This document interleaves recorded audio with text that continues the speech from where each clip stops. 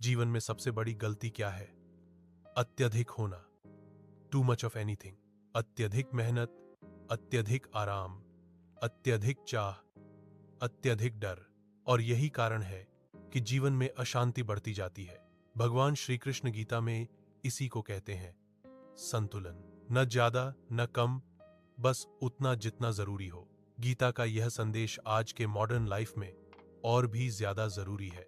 श्री कृष्ण कहते हैं, जो संतुलित है वही स्थिर है, और जो स्थिर है वही सच में सुखी है।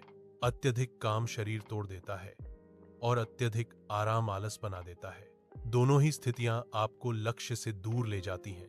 आज इंसान या तो 24/7 वर्क मोड में है या फिर पूरी तरह कंफर्ट जोन में फंसा हुआ है। संतुलन इन दोनों के बीच का रास्ता है, जहां एफर्ट भी है और रेस्ट भी। श्री कृष्ण कहते हैं, भोजन में भी संतुलन जरूरी है। अत्यधिक खाना रोक देता है और कम खाना कमजोरी।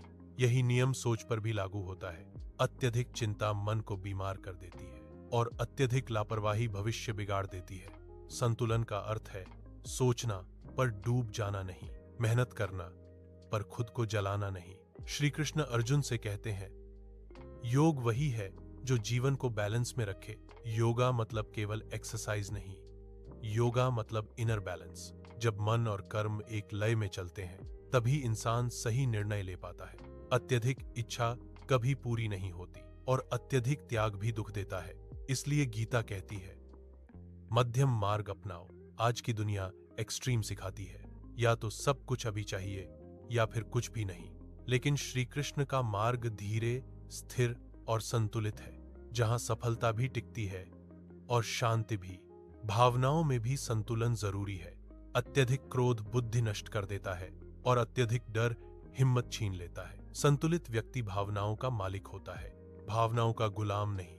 श्री कृष्ण कहते हैं, संतुलन से ही विवेक जन्म लेता है और विवेक से सही कर्म होता है। आज बहुत लोग सफल तो हैं, लेकिन अंदर से खाली हैं, क्योंकि उन्होंने संतुलन खो दिया है। सिर्फ करियर लेकिन नो पीस, सिर्फ पैसा लेकिन नो पर्पस।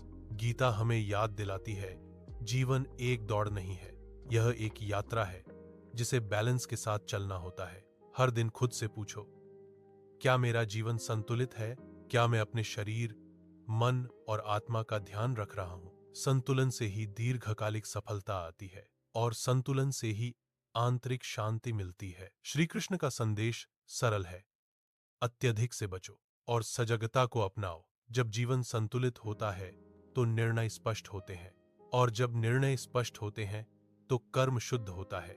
यही गीता का जीवन सूत्र है। आज अगर आप तनाव में हैं तो संतुलन खोजिए, अगर भटके हुए हैं तो संतुलन अपनाइए।